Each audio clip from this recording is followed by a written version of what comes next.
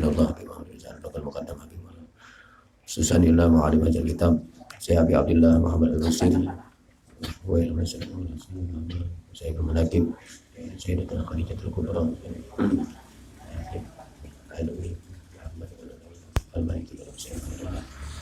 Alhamdulillah ilahumul Fatihah. A'udzu billahi minasy syaithanir rajim. Bismillahirrahmanirrahim. Alhamdulillahi rabbil alamin.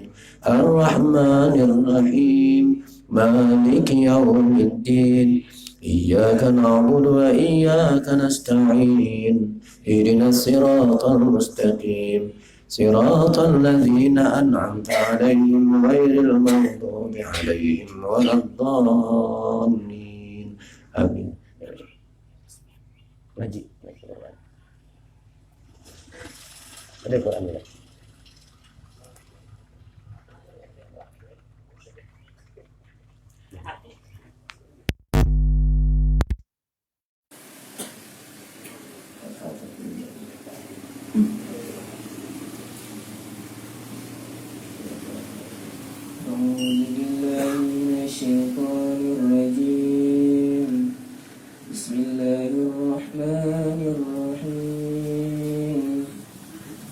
ويوم يقول نادوا شركائي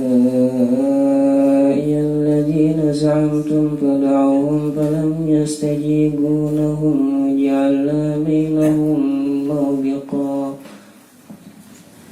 ورأى المجرمون النار فظنوا أنهم واقعوها ولم يجدوا عنها مصرفا ولقد صرفنا في هذا القرآن للناس من كل مثل وكان الإنسان أكثر شيء جدلا وما منع الناس أن يؤمنوا إذ جاءهم الهدى ويستغفروا ربهم إلا أن تأتيهم سنة الأولين أو يأتيهم العذاب قبلا وما نرسل المرسلين إلا مبشرين ومنذرين ويجادل الذين كفروا بالباطل ليدحضوا به الحق واتخذوا آياتي وما أنذروا هزوا ومن أظلم ممن ذكر بآيات ربه فأعرض عنها ونسي ما قدمت يداه إنا جعلنا على قلوبهم أكنة أن يفقهوه وفي آذانهم وقرا وإن تدعهم إلى الهدى فلن يهتدوا إذا أبدا وربك الغفور ذو الرحمة لو يؤاخذهم بما كسبوا لعجل لهم العذاب بل لهم موعد لن يجدوا من دونه موئلا صدق الله العظيم. بسم الله الرحمن الرحيم. أستغفر الله العظيم لي ولوالدي الحقوق الواجبة علي ولجميع المسلمين والمسلمات والمؤمنين والمؤمنات الأحياء منهم والأموات أستغفر الله العظيم لي ولوالدي ولأصحاب الحقوق الواجبة علي ولجميع المسلمين والمسلمات والمؤمنين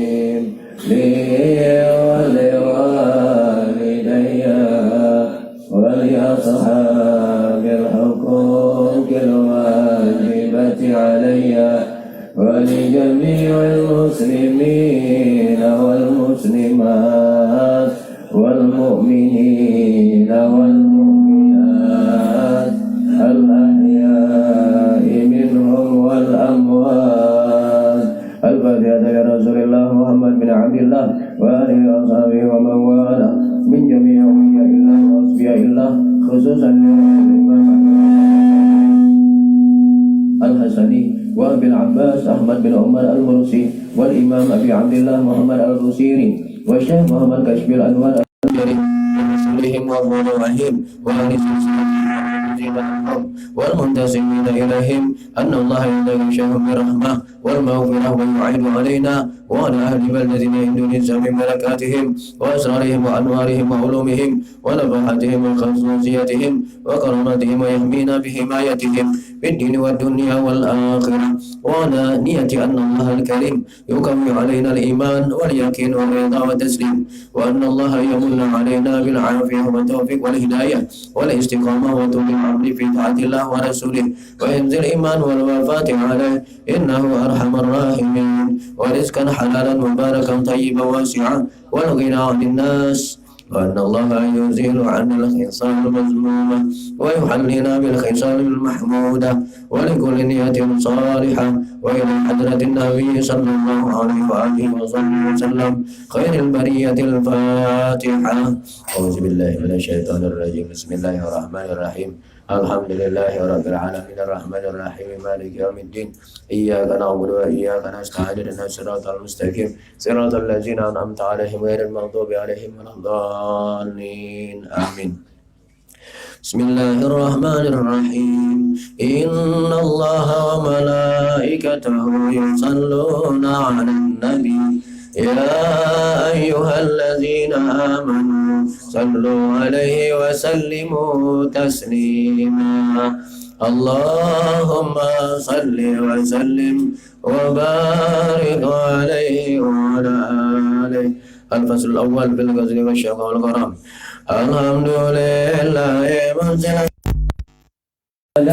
ثم الصلاة على المختار في القدم مولاي صل وسلم دائما أبدا على حبيبك خير الخلق كلهم تذاكر جيران بذي سلام من مطلق بدم أمهبة ريوم تلقاء دائما وعمر تركض الضمائم بضمي ضمن عينك أمك وما لقلبك إن كنت تستفيق يحسب أن الحب منتهي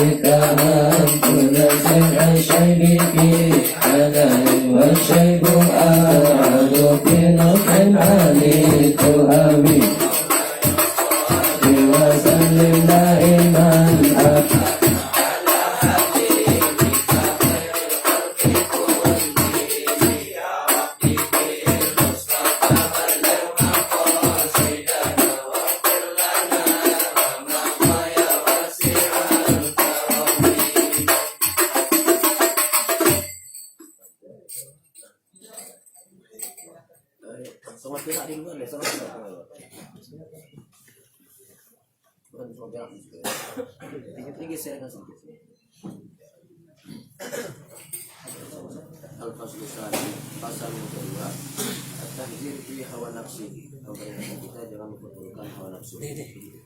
فإن أمارتي بسوء مخاصات من جهل يدي شيب والحرام ولا أقدر من الفعل الجميل انكرا ضيف على المدراس غير متشامي لو كنت أعلم أني ما أوقره كتمت سر المدى منه بالكتم ما لي برد جباه من غواياتها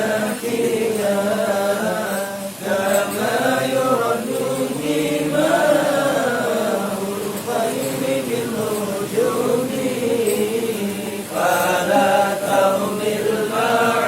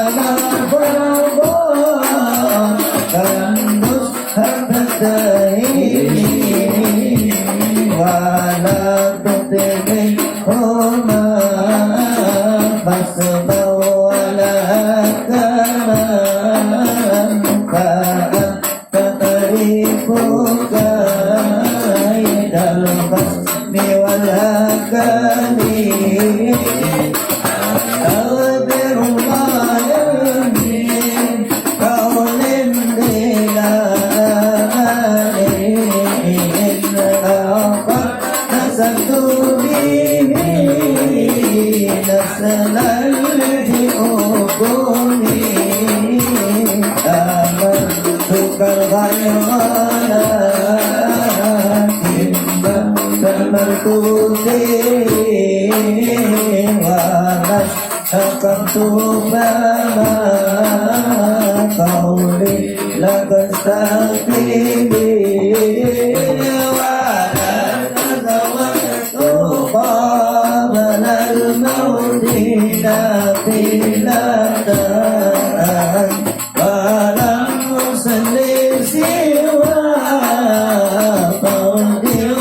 Walam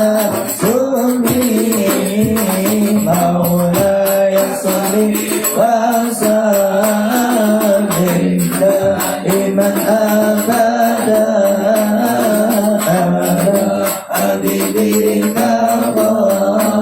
خير الخلق كلهم يا ربي بالمصطفى بالمقاصدنا واغفر لنا ما مضى يا واسع الكرم. الفصل الثالث في مدح النبي صلى الله عليه وسلم ومجيء النبي صلى الله عليه وسلم.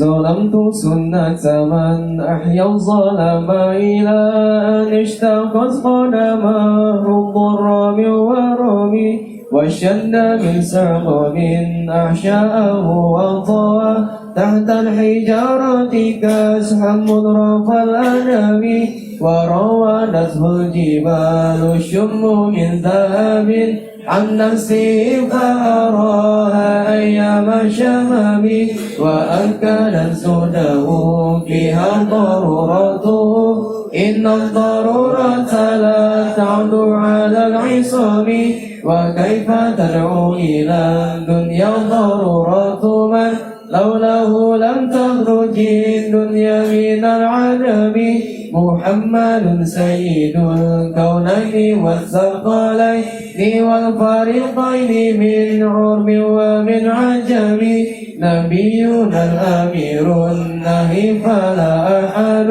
أمر بقول لا منه ولا نعم هو الحبيب الذي ترجى شفاعته لكل هول من الأول مقتحم دعا إلى الله فالمستمسكون به مستمسكون بحبل غير منفصم فوق النبيين في خلق وفي خلق ولم ينالوه في علم ولا كرم وكلهم من رسول الله ملتمس غرفا من الغار أو رشفا من الديام وواقفون لديه عند حدهم من نقطة العلم أو من شغلة الحكم فهو الذي تم معناه وصورته ثم اصطفاه حبيبا بريء النسم منزه عن شريك في محاسنه فجوهر الحسن فيه غير منقسم كما ادعته النصارى فيه وكن بما شئت مع الحب والمحتكم وانسب إلى ذاته ما شئت من شرف وانسب إلى قدره ما شئت من عظم فإن فضل رسول الله ليس له حد فيعرب عنه ناطق بفمه لو نسبت قدره آياته عظاما أدرس الرمم لم يمتحن بما تعي العقول به حصا علينا فلا لم نهب عيا الورى فهو معناه فليس يرى للقرب والبعد منه غير منفهم كالشمس تظهر للعينين من بعد صغيرة وتكل الطرف من أمامي وكيف يدرك في الدنيا حقيقته قوم نيام تسلوا عنه بالحلم فمبلغ العلم فيه أنه بشر وأنه خير خلق الله كلهم وكل آية أتى الرسل الكرام بها فإنما اتصلت من نوره بهم فإنه شمس فضلهم كواكبها يزهرن أنوارها في الظلام أكرم بخلق نبي زنه خلق بالحسن مشتمل بالبشر متسم كالزهر في ترف والبدر في شرف والبحر في كرم والدار في إمام كأنه وهو فرد من جلالته في عسكر حين تلقاه وفي حشم كأنما اللؤلؤ المكنون في صلب من بعد نمطف منه ومبتسم لو طيب يعضل تربا ثم عظمه طوبى لمنتشق منه ومنتسب مولاي صل وسلم دائما أبدا على حبيبك خير الخلق كلهم يا ربي بالمصطفى بلغ مقاصدنا واغفر لنا ما مضى يا واسع الكرم. Al-Fasl Rabi yang keempat di Maulid Nabi Sallallahu Alaihi Wasallam tentang kelahiran Rasulullah Sallallahu Alaihi Wasallam.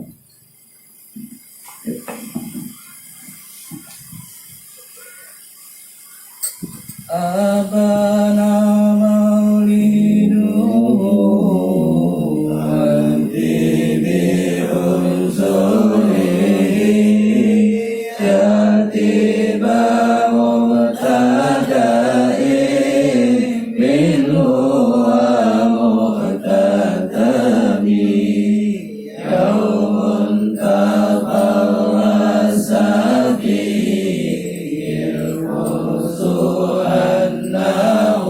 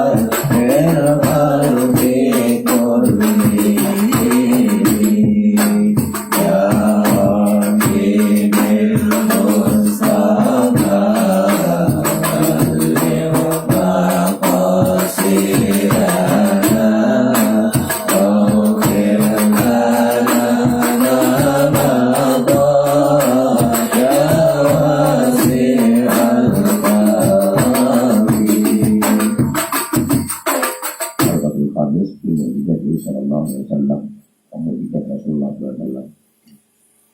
جاءت لدعوته الأشجار سجيدة تمشي إليه على شاق بالقدم كأنما شطرا سترا لمكاتبا غروبها من بديع الخلق في اللقم مدد الغمامة أن سار سئيرة تقيها الروقي زل الحجر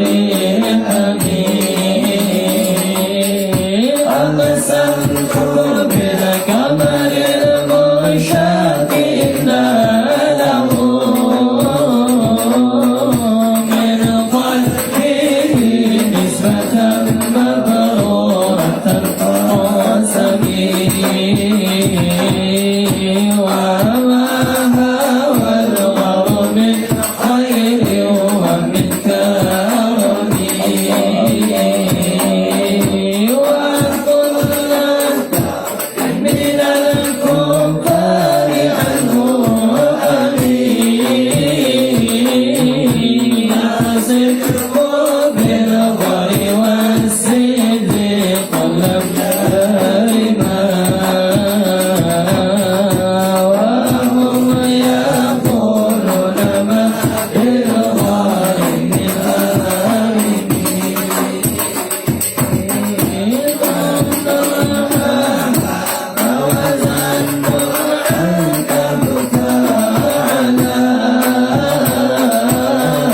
خير البرية لم تنسك ولم تأخذي وآيات الله أغنت عن مضاعفتي من الدرور وعن علي من الوطن ما سبني ترضيبا واستجرت به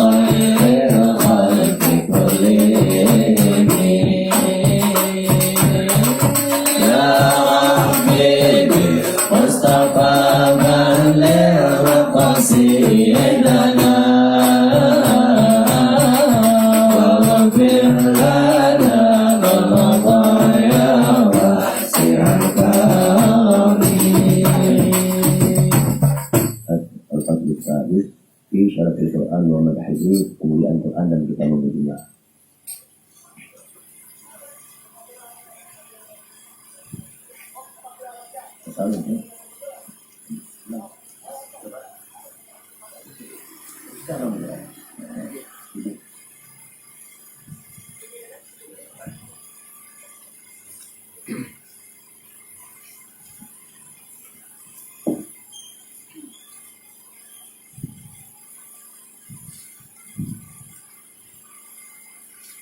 ذني ووصفي آية له ظهرا زورنا الكرام على عالمي فدو يزداد حسنا منهزم وليس ينقص قدرا غير منهزم فمن تقاول أعمال مهيلا أبي من كرمي الألك والسيامي آياتها كرمنا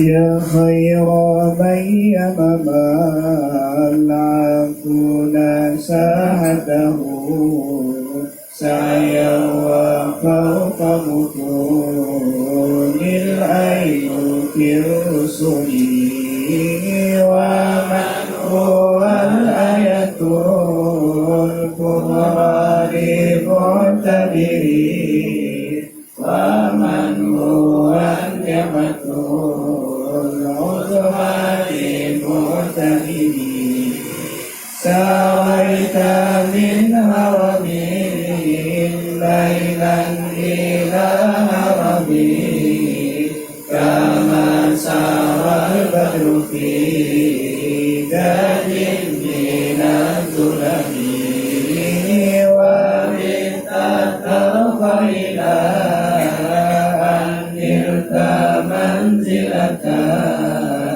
إن قاب قوسين لم تدرك ولم ترمي وقد دامتك جميع الأنبياء بها والرسل تقدمها نور على قدمي وأنت تمتلك سبعا في باقته في موكب كنت فيه صاحب العالمين حتى إذا لم تدع سوى للمستبقين من الذنوب ولا برقا للمستلمين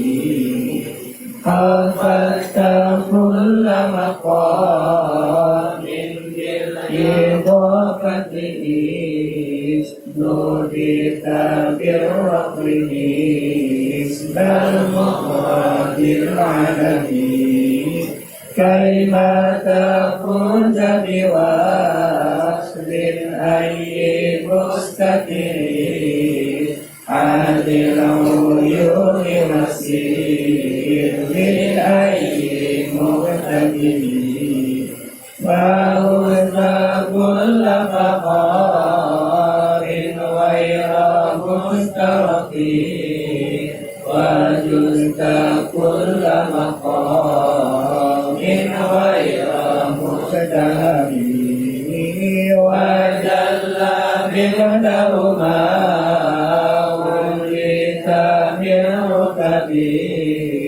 وعز إدركهما وليت من نعمي بشرى لنا معشرا الإسلام إن لنا من العناية من غير منهدم لما دعا الله داعينا لطاعته بأكرم الرسل كنا أكرم الأمم مولاي صل وسلم دائما أبدا على حبيبك خير الخلق كلهم يا ربي بالمصطفى بلغ مقاصدنا واغفر لنا ما مضى يا واسع الكرم.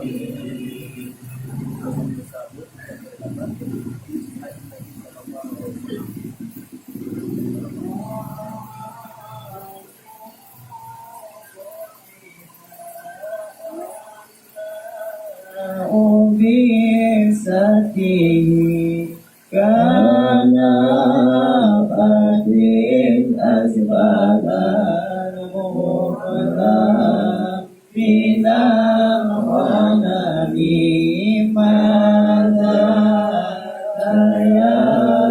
يرفعهم في كل ملترف حتى حقوا بالقناة ما على وضمي والنور في فكانوا يملكون به أنشأت مع الإقبال والرحم تمضي ليالي ولا يدرون عدتها ما لم تكن من ليالي الأشهر الحرم كأنما لنضيف هل ساهته في كل قرن إلى من عدا قرن ينجر سن فوق سابحة يرمي بموج من الأبطال لمرتقب من كل منتدب لله محتسب يسوع بمستسير للكفر مصطلب حتى قدملة الإسلام ويبيه من بعد غربتها موصولة الرحيم مقبولة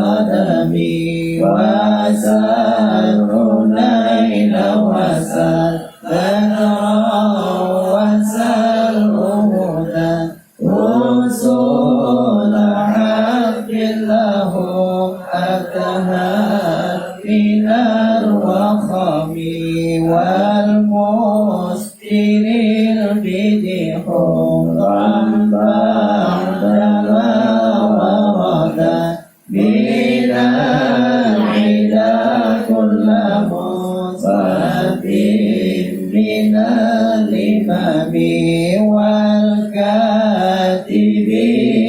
بسر الخاتمة ترك أقلامهم حرف جسم غير منعدم شمي سلاح لهم سمات تميزهم والوعد يمتاز بسماء النسام تهدي إليك رياح النصر نشرهم فتكسب الزرع في الأغمام كل كبي كأنهم بثور الخير نبدرك من شدة الحزم لا من شدة الهزم طارت قلوب العدا من بعثهم فرقا فما تفرق بين الفهم والبهم ومن تقوم برسول الله نصرته إن تلقه الحزن في أجلها تجدي ولن ترى لولي غير منتصر به ولا من عدو غير منقسم أحل أمته في خزي ملته كالليس حل مع الأشباب أي عجب كم جدل الكلمات الله من جدل فيه وكم قسم القرآن من قسم كفاك بالعلم بالأم معجزة في الجاهلية والتعذيب في اليوتيوب مولاي صل وسلم دائما أبدا على حبيبك خير الخلق كلهم يا ربي بالمصطفى بلغ مقاصدنا واغفر لنا ما مضى يا واسع الكرم. Tawasul bin Nabi sallallahu alaihi wasallam.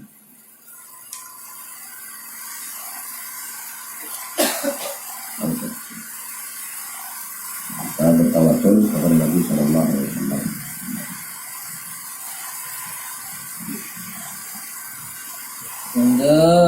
قدمته بمجيء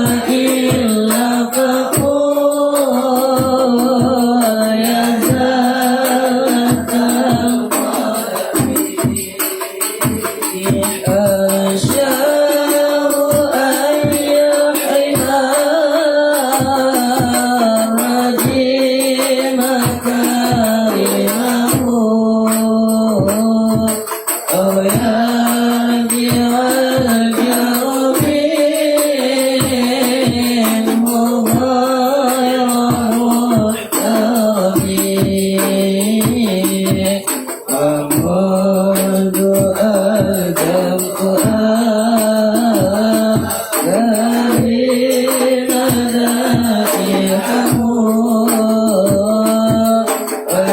وجاءته للخلاص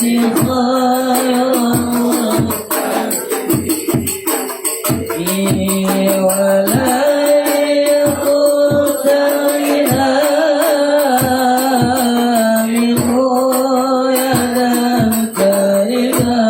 كريمان إلا الحياة ينبت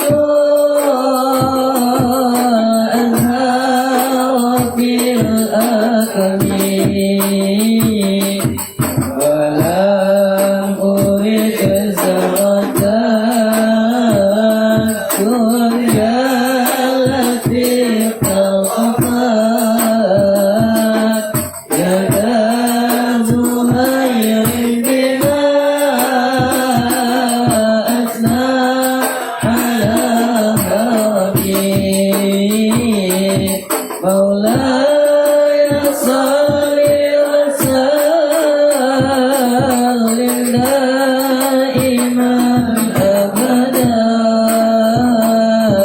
على حبيبك خير الخلق كلهم يا ربي بالمصطفى بلغ مقاصدنا واغفر لنا ما مضى يا واسع الكرم. الفصل العاشر في المناجاة يا أبي الحسن يا أكرم الحكيم بمن ألوذ به سواك عند حلول الحديث العميم ولا يجد رسول الله جرك به إلى الكريم تجا لم باسم منتقي فإن من جودك دنيا وضرتها ومن علومك علم اللوح والقلم ينام لك قناتي من ذلة أظلمات إلا الكبائرات غفرانك اللامي لعل وما ترى بحين يمسكونها تبكي على أسابي إتياني بالكسامي يا ربي واجعل رجائي غير منعكسين لديك واجعل عزائي غير منعكسين أكون بعبدك في دارين إلا له صبرا ما تكفره أول ينهزمين وجلت بصلاة منك دائمة على النبي اللواء منتجين فرنا عن أذابا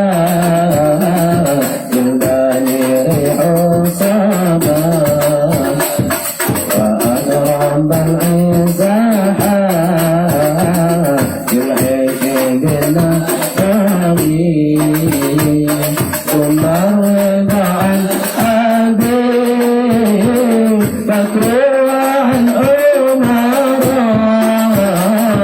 وعن علي وعن عثمان ذي الكرم والآل وصحبه ثم التابعين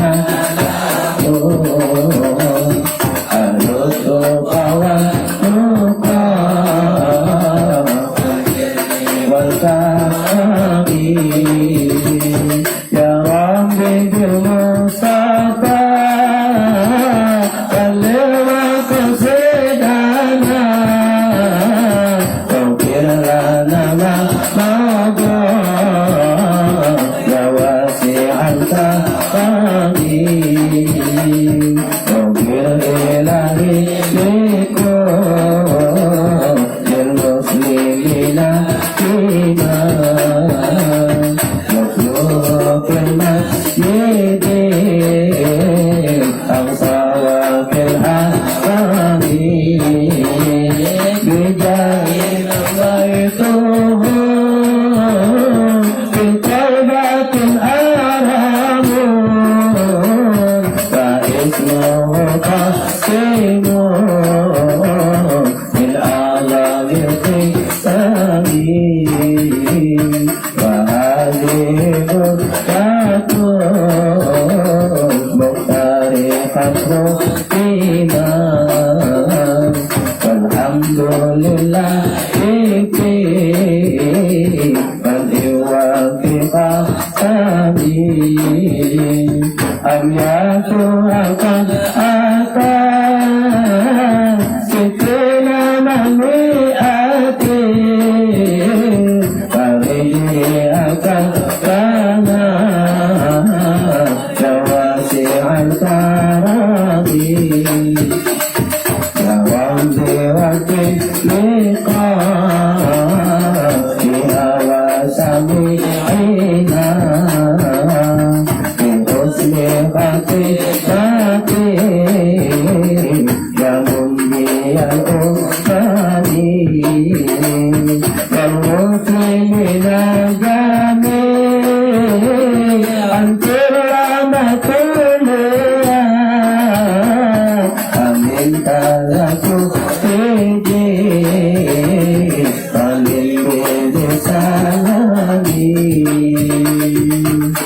Al-Fatihah. Bismillahirrahmanirrahim. Alhamdulillahirabbil alamin arrahmanirrahim. إياك نعبد وإياك نستعين اهدنا الصراط المستقيم صراط الذين أنعمت عليهم غير المغضوب عليهم ولا الضالين آمين.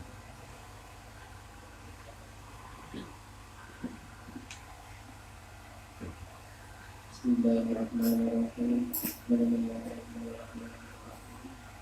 Alhamdulillah rabbil alamin. Allahumma shalli ala sayyidina Muhammadin wa ala nabiyyina wa rasulika nabiyyi wa ala alihi wa sahbihi wa sallim.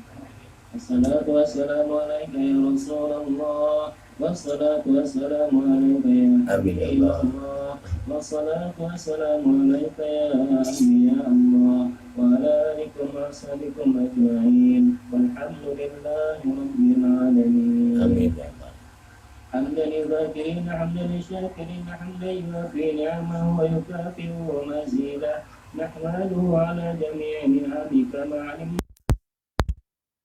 نعلم ونشكرك على جميع نعمك منها وما لم نعلم وعلى كل حال اللهم يا محول الحال حول حالنا إلى أحسن الحال اللهم يا محول الحال حول حالنا إلى أحسن الحال اللهم يا محول الحال حول حالنا إلى أحسن الحال اللهم صل وسلم على سيدنا محمد وعلى آله وأصحابه وأحزابه وعطرته وأهل بيته أجمعين اللهم اجعل ثواب ذلك في صحائفه صلى الله عليه وسلم اللهم آت الوسيلة والفضيلة والشرافة والدرجة الرفيعة وابعثه المقام المحمود الذي وعده إنك لا تخلف الميعاد اللهم احشرنا والحاضرين في زمرته وامتنا على سنته واستعملنا بطاعته وأورنا حوله واسقنا من يده الشريفة شربة هنيئة مريئة لا نزمع بعدها أبدا. ثم في صحائف آبائه وإخوانه من الأنبياء والمرسلين والملائكة والمقربين وجميع عباد الله الصالحين. ثم في صحائف أصحاب الهدين المهديين والراشدين والمرشدين ذوي القدر والفخر الجليل ساداتنا وأئمتنا أبي بكر وعمر وعثمان وعلي. ثم في صحائف سمتين الشهيدين المكرمين أبي محمد الحسن وأبي عبد الله الحسين والعمين الشريفين عند الله وعند الناس أبي عمرة حمزة وأبي الفضل عباس والأنصار والمهاجرين وأزواجه الطاهرات أمهات المؤمنين وجميع الصحابة والقربة والتابعين وتابع التابعين ومن تبعهم بإحسان إلى يوم الدين والأربعة الأئمة المجتهدين ومقلدهم في الدين والأولياء والشهداء والصالحين. خصوصا في صحيف منشي هذه البردة سيدي شرف الدين محمد البوصيري. ثم صحائف أولياء الله تعالى جميعا من أقطاب وأنجاب وأوتاد وأبدال ورجال الغيب من مشارق الأرض إلى مغاربها أينما كانوا وأينما حلت أرواحهم يا رب العالمين.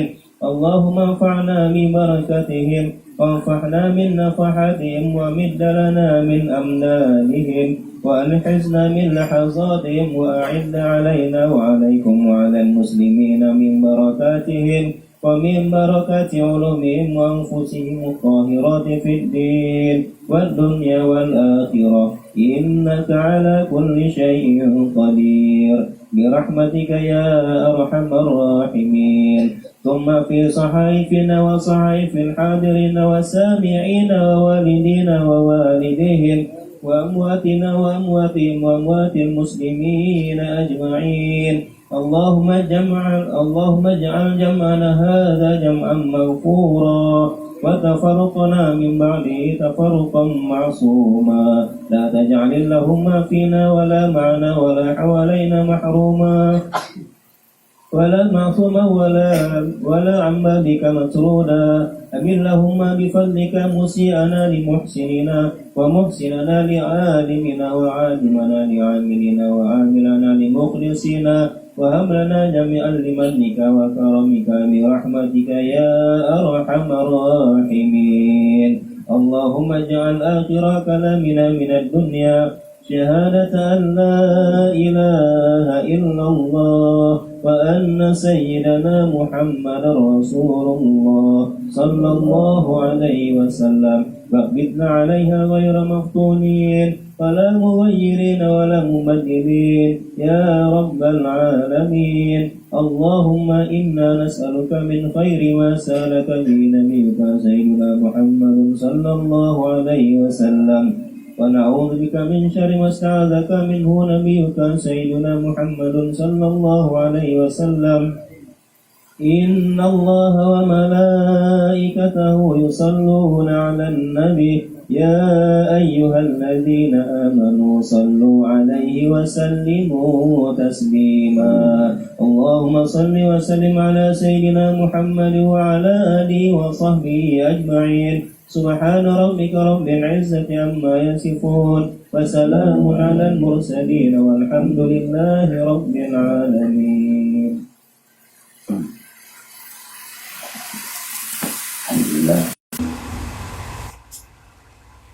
Astagfirullahaladzim. Astagfirullahaladzim. Alladzi la ilaha illa huwal hayyul qayyum wa atubu ilaih. Sebelum kita melanjutkan pembacaan manaqib, kita minta ustaz-ustaz yang di belakang tolong hadap ke depan, ustaz-ustaz wakilan Idris ya, Mas pada depan sini sama-sama karena kita bertahlil bersama-sama. di luar Ustaz Arun kalau masuk Ustaz Arun di belakang. Itu di luar itu. Nah, samaan kita di sini. Ya Ustaz sini. Guru. Ya Ustaz, ini di sini. Itu orang tua kita yang Bapak yang di Bukan Alba sini. Ini seberataan sini. Ini muat aja nih. Ini geserkan sini ya, Mas. Ini pikirkan kipas angin. Kipas angin gini, Bang. Hidupkan kipas angin ini. Enak. Yang ketempat kita. Sini. Coba. Ya, tuh picik yang hijau, yang hijau. Nah, sini. Nah, ini. Ustaz Arun di luar nih. Masuk dulu. Sini sama sini. Kita sampai sini. Sama iya sini. Sama-sama kita berkah, bertahlil sama-sama kita. Gitu.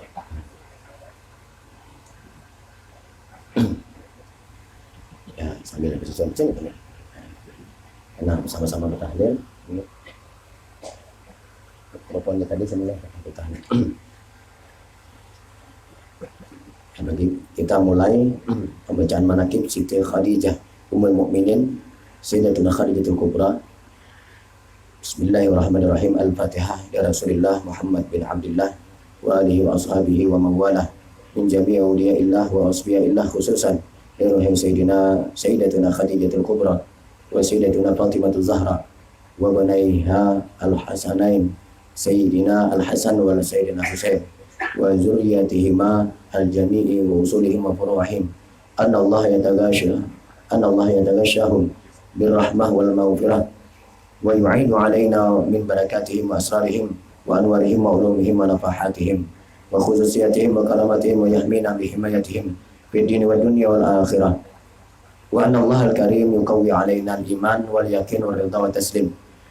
Wa anna Allah yamunna alaina bil afiyah wa taufiq wal hidayah wal istiqamah wa tulil umri fi ta'atillah wa rasulih wa hifzil iman wal wafati alaih innahu arhamur rahimin wa rizqan halalan mubarakan tayyiban wasi'an wal ghina 'anil nas wa likulli niyatin salihah wa ila hadratin nabi sallallahu alaihi wa ala alihi wa sahbihi wa sallam khairul bariyatil fatihah.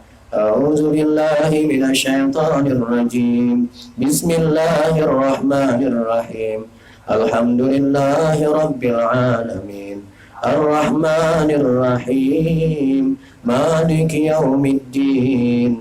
Iyyaka na'budu wa iyyaka nasta'in.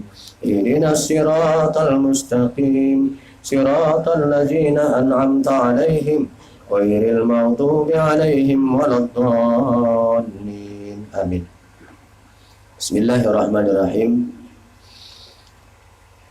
Assalamu alayki ya ummul mukminin Sayyidatuna Khadijatul Kubra radhiyallahu anha. Assalamu alayki ya zawjata sayyidil mursalin. Assalamu alayki ya umma Fatimah az-Zahra. Assalamu alayki ya afdala nisa'il alamin. Assalamu alayki ya awwalal mu'minat.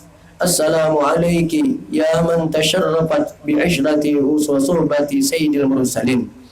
Assalamu alayki ya man fazat bi khidmati rasuli rabbil alamin. Assalamu alayki ya man anfaqat malaha fi nusrati sayyidil anbiya wa nasarathu ma istata'at wa dafa'at anhu al-a'da. Assalamu alayki ya man qamat bi ta'yidi wa nusrati sayyidil mursalin. Assalamu alayki ya man sallama 'alaiha Jibril wa ballagha salam min Allahil Jalil. Assalamu alayki wa ala man hawlaki wa ala jami'i azwaji wa zurriyyati Rasulillah sallallahu alaihi wasallam wa rahmatullahi wa barakatuh. Allahumma ansur nafahati ridwani 'alaiha wa amiddana bil asrari allati awdataha ladaiha. Allahumma salli wa sallim ala zawjihal amin Sayyidina Muhammadin wa ala alihi wa sahbihi ajma'in. Allahumma ali darajatiha fil jannah wa anfa'na bi asrariha wa anwariha wa nafahatiha wa khususiyatiha wa karamatiha wa ulumiha wa ahmina bi himayatiha fid dini wad dunya wal akhirah. وارفع عنا وعن جميع إخواتنا المسلمين من البلايا والمصائب والأمراض.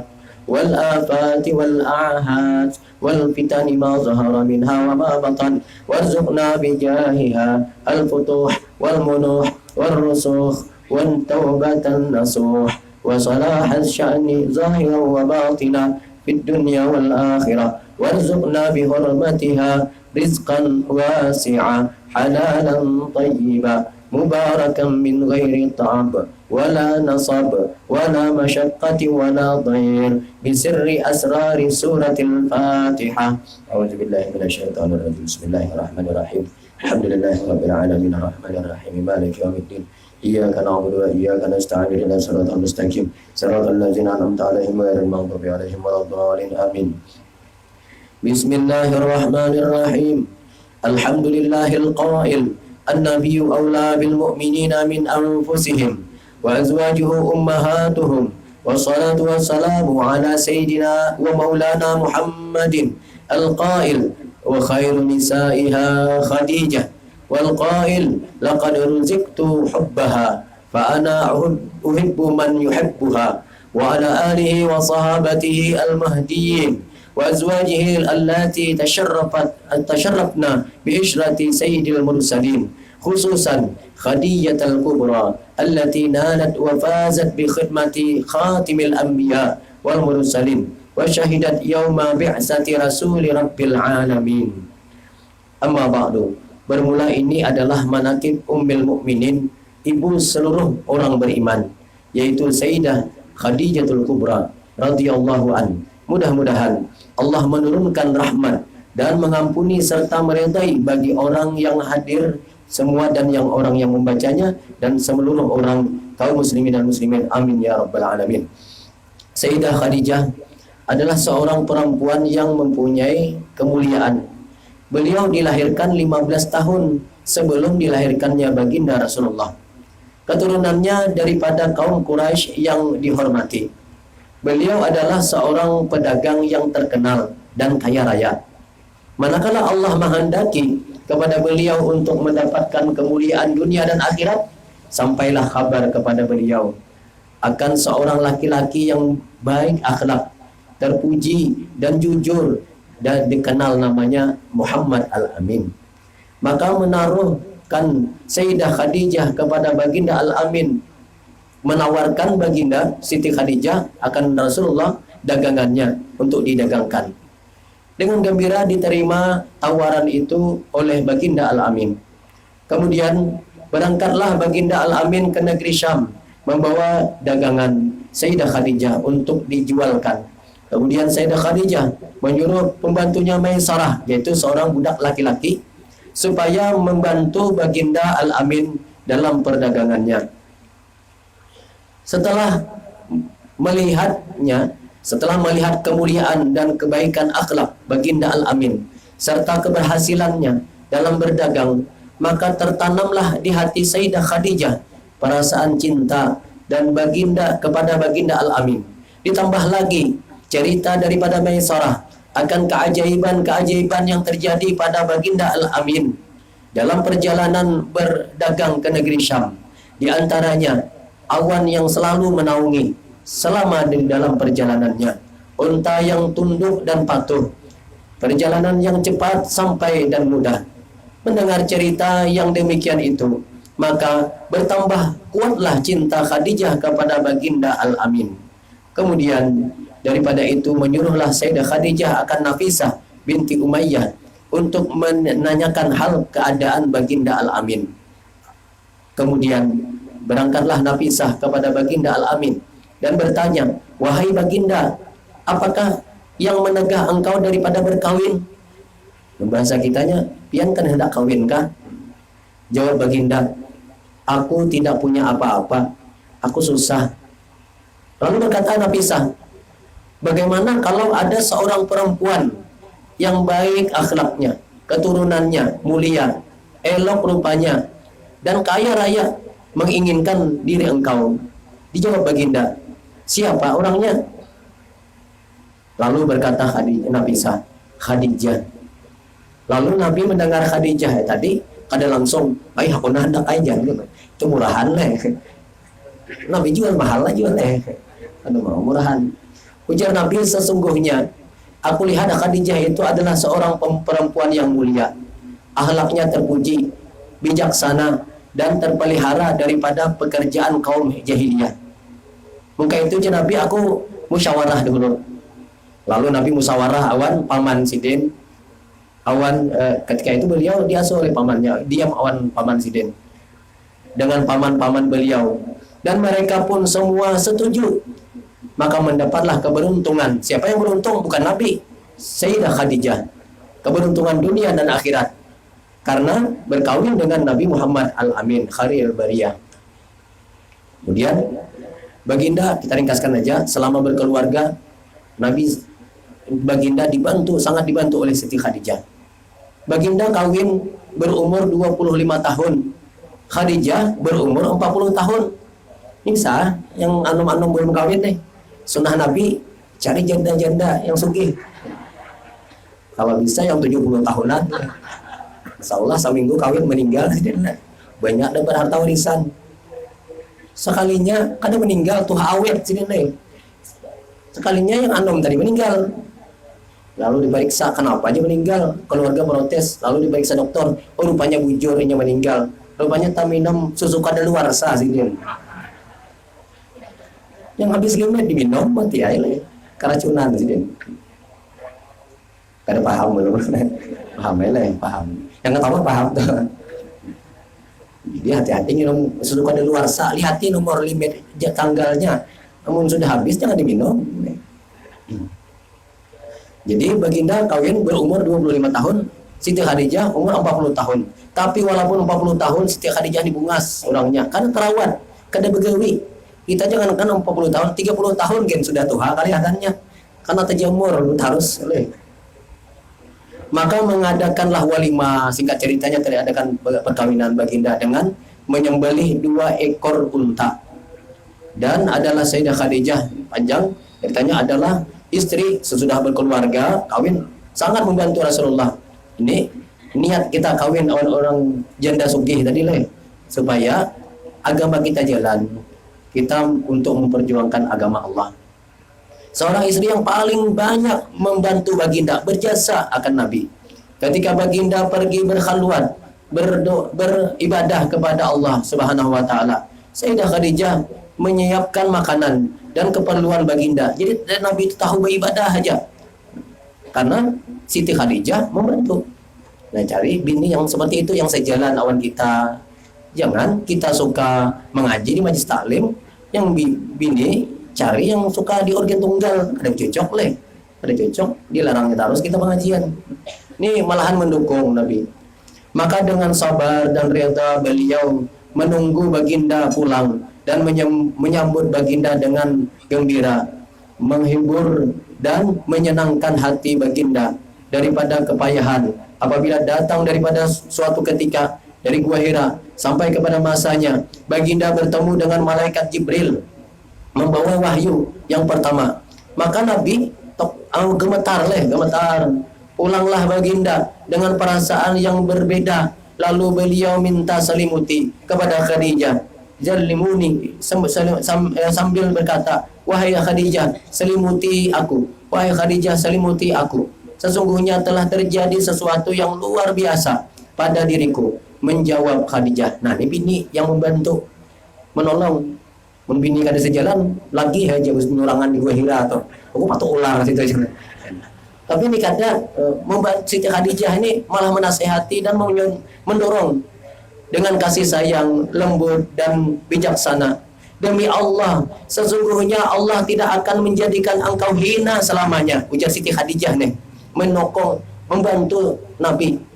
Allah telah menjadikan engkau mulia dan seorang pemimpin. Engkau telah menyambung silaturahmi. Engkau telah memuliakan dan memberi makanan para tamu. Engkau telah menolong orang yang kesusahan. Engkau telah memberi hadiah pada orang yang miskin. Engkau menolong dan membela orang yang benar. Tetaplah wahai anak pamanku, engkau telah mendapat kegembiraan. Demi Allah, aku yakin bahwa Allah tidak akan memperbuat sesuatu kepada engkau melainkan kebaikan semuanya. Dan aku bersaksi bahwa engkau adalah Nabi akhir zaman. dan sekarang telah sampai masanya engkau datang. Sesungguhnya telah memberi kabar Siti Khadijah, aku sudah tahu akan engkau karena diberitahu oleh rahib Bukhairah dengan kabar yang nyata.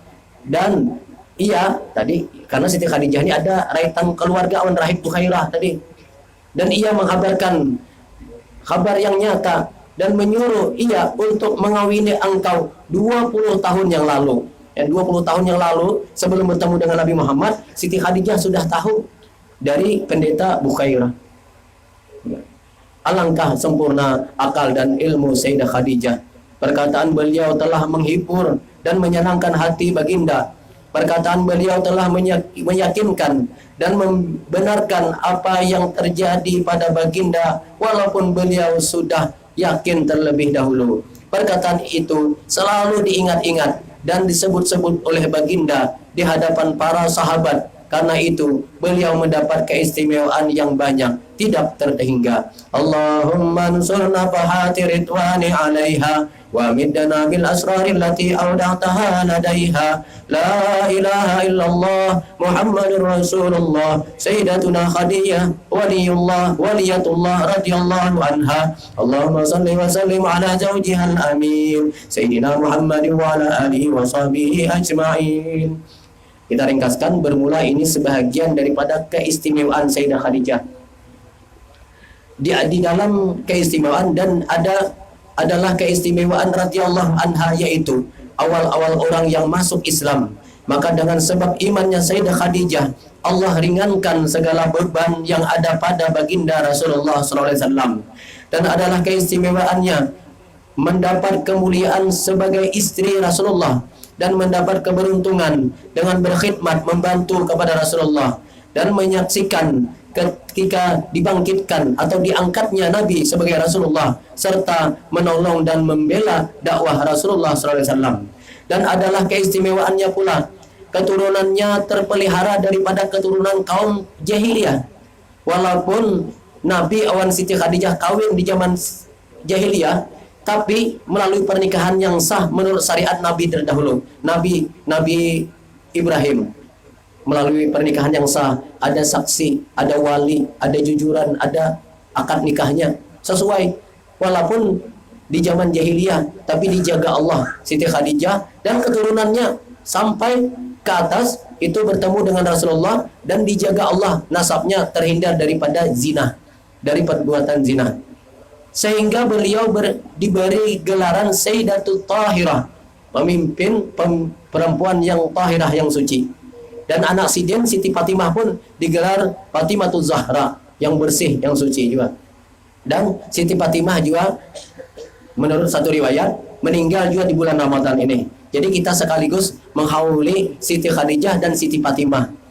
Dan pengarang kitab Manaqib Siti Khadijah juga Habib Maliki, Abuya Maliki itu juga meninggal di bulan Ramadan juga.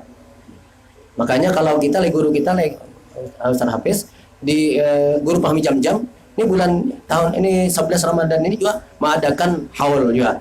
Haul Habib Maliki. Kalau di Martapura guru Munawar, guru Abuya, guru Sukri itu mengamalkan Manaqib Siti Khadijah juga. Banyak guru-guru kita di Banjar yang mengamalkan amalan Manaqib Siti Khadijah ini setiap tanggal 11 bulan Ramadan. Dan masyhur dipanggil dengan Kubra, Khadijatul Kubra. Dan nasab beliau bertemu dengan nasab Rasulullah SAW pada datuknya Qusay, yaitu Sayyidah Khadijah binti Khuwailid bin Asad bin Abdul Uzza bin Qusay. Sedangkan Nabi kita Nabi Muhammad bin Abdullah bin Abdul Muttalib bin Hashim bin Abdul Manaf bin Qusay. Kita ringkaskan aja. Dan diantara juga keistimewaan Sayyidatul Khadijatul Kubra adalah keistimewaan beliau selalu menghibur dan menyenangkan hati baginda apabila ada orang kafir yang mengganggu atau berbuat jahat terhadap Rasulullah. Dan beliau senantiasa bersama Rasulullah selama lebih kurang 24 tahun. Bersama baginda menjalani rumah tangga. Tidak pernah beliau menyakiti hati baginda Rasulullah SAW. Kadang pernah mengulah sakit hati Nabi, menyenangkan, menghibur Nabi. Nah ini nih, Yang bujangan cari bini, ciri-cirinya kayak Siti Khadijah kan lain. Amun hingkat sama lah janda juga tadi lah. Sugih. Nah, mau ada hingkat juga ya ada sanggup juga aku cari yang bujang juga ada apa. Yang penting akhlak budi pekertinya sama Siti Khadijah. Ada juga dalilnya. Nabi kawin awal Siti Aisyah, bujang juga lah ada. Dan adalah keistimewaan beliau pula diberi pangkat Afdalul Sayyidatu Nisa'il Alamin, dan istri yang paling utama dari istri-istri baginda, dan semua anak-anak baginda dilahirkan daripadanya Siti Khadijah, melainkan Ibrahim maka daripada Mariatul Qibtiyah. Hanya satu orang yang dari Mariatul Qibtiyah, lainnya semua daripada Siti Khadijah, yaitu anak pertama Qasim, yang kedua Abdullah, yang ketiga Zainab, yang keempat Ruqayyah, yang kelima Ummu Kulsum, yang keenam Fatimatu Zahra, pembunyusunya Fatimatu Zahra. Dan semuanya kada ada bisi keturunan kecuali Siti Fatimah ini aja yang bisi keturunan, karena sampai kawin beranak turun temurun sampai wahini, maka keturunan Siti Fatimah dari Sayyidina Hasan dan Husain itu disebut para habaib, keturunan Rasulullah. Semua anak-anak baginda masuk Islam dan berhijrah bersama-sama baginda ke Madinatul Munawwarah. Dan adalah, kita langsungkan aja keistimewaan beliau bersama Rasulullah, senantiasa bersama Rasulullah baik dalam keadaan senang ataupun susah, tidak pernah meninggalkan baginda. Dan ketika baginda dihasar itu ibaratnya diboikot. Nabi diboikot oleh orang-orang Quraisy. Pemimpin Quraisy, kepala suku Quraisy mengumumkan, mulai sekarang kada ada yang boleh berjual beli awan Nabi Muhammad dan keluarganya. Mun inya hendak berbelanja jangan dijuali. Mun inya hendak menjual barang jangan ditukari. Jadi Nabi terasing di satu bukit sehingga kada ada yang dimakan. Sampai-sampai diriwayatkan menurut Jakarta, sebagian sahabat meriwayatkan sampai-sampai kami bertahun-tahun di boikot itu kotoran tuh kada kuning lagi warnanya, hijau karena makan daun rumput aja lagi. Anak nukar gandum kada dijuali orang. Anak nukar makanan kada dijuali. Duit ada tapi orang kada menjuali ya. Sepakat orang-orang Quraisy memboikot. Siti Khadijah walaupun asalnya sugih, mewah, hidup mewah, tapi hakun umpat besakit awan Rasulullah. Makanan hanya daun, awan rumput. Sehingga kotoran kami jar sahabat meriwayatkan sampai hijau. Ada kuning lagi hijau. Dan langsung saya menghibur baginda sekalipun umur beliau ketika itu lebih daripada 60 tahun. Karena cinta dan sayang pada baginda. Kurang lebih 3 tahun. Dihasar tuh diboikot oleh orang kafir 3 tahun. Kada hingkat nukar gandum, berjualan kada hingkat, di monopoli itu diboikot. Ya kita di sini kayak apa? Saat tambilanan memusuhi. Anda berbelanja kada juali orang. Anda berjualan kada ditukari orang. Duit ada, kada berharga. Kada sehari 2 hari, bukan sebulan 2 bulan, 3 tahun. 3 tahun kayak itu. Sadihnya Rasulullah berjuang seperti itu. Siti Khadijah walaupun orang sugih tapi tetap hakun untuk bersakit oleh Rasulullah seperti itu. Dihasar, itu luar biasa jasa Siti Khadijah nih. Maka kita mengawali sidin ini termasuk rasa syukur terima kasih kita. Dan itu Ummul Mukminin, ibu seluruh orang beriman, adalah istri Rasulullah, semuanya ibu kita yang patut kita muliakan, kita hauli. Nah, hari ini kita menghauli ibu kita, seluruh orang mukmin. Jadi dihasar baginda bersama Sayyidah Khadijah dengan sabar dan reda, merasakan lapar dan haus, manakala makanan dan minuman tidak ada. Hanya minuman aja, makanan pun tidak ada, minuman tidak ada. Maka seyogianya kita umat Islam menundukkan kepala, mengingat kebesaran dan kemuliaan Sayyidah Khadijah yang membantu dan membela serta menghibur Rasulullah SAW dalam mendakwahkan agama Islam sehingga Islam sampai ke kita. Jasa Siti Khadijah juga. Demikian seperti sabda beliau, Allah tidak akan menggantikan untuk diriku yang lebih baik daripadanya. Khadijah telah beriman kepadaku pada saat orang kufur padaku. Dia telah membenarkan diriku pada saat orang-orang mendustakanku. Diriku mendustakan diriku dan telah menolong diriku pada saat orang-orang mengusir diriku. Dia telah melapangkan diriku pada saat orang-orang menghalangiku dan telah memberi keturunan padaku sedangkan istri-istri yang lain tidak. Sadan adalah rumah Siti Khadijah, semulia-mulia rumah karena itu tempat malaikat Jibril sering turun. Adalah rumah Siti Khadijah seabdal tempat setelah Masjidil Haram, seperti kata para ulama, karena di rumah itu turunnya malaikat Jibril membawa wahyu dan tempat Rasulullah beribadah dan tempat dilahirkan anak-anak baginda Rasulullah SAW. Kemudian Sayyidah Khadijah diwafatkan pada tanggal 11 Ramadan. Ini hari ini 11 Ramadan, 3 tahun sebelum hijrah, sebelum Nabi pindah ke Madinah, baginda ke Madinah, dan beliau dimakamkan di Mu'alla yang dikenal dengan Kampung Hajun, yang kena mudah-mudahan kita diberi kesempatan sampai ke sana. Itu Masjidil Haram keluar daripada tempat sa'i Babus Salam, bab pertama keluar di situ. Itu terus berjalan kira-kira beberapa kilometer, beberapa meter tuh, ada berapa kilometer. Ada dahulu ngarannya Pasar Seng. Wah, ini dihancur sudah. Terus kada jauh tuh itu ada Kampung Hajun.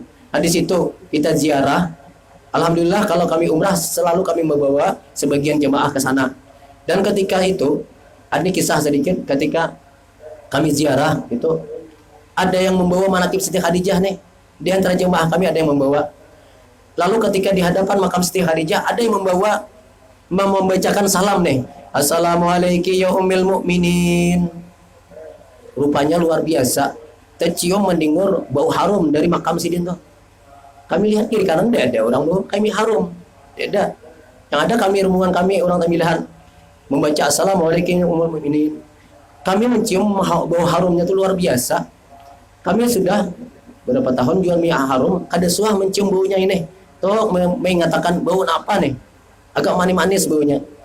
Kalau ketika ziarah di Uhud, makam Sayyidina Hamzah, tercium je bau harum, itu bau harumnya bau ud, bau kayu gaharu, bau gaharu, bau harum dari dalam. Kita yakin di situ harum luar biasa, mencium. Padahal ada orang mana kimia wangi situ, bau harum. Itu mirip bau gaharu kalau di makam Sayyidina Hamzah. Kalau makam Siti Khadijah belum kada ingat mengatakan mi harum ngarannya kada ada sesabaannya. Toh mengatakan bau apa nih? Cari bulik sampai kita bilang cium, kada ada yang sama. Kadang kita beberapa tahun sudah menjual minyak wangi, kada ada yang mirip baunya tuh.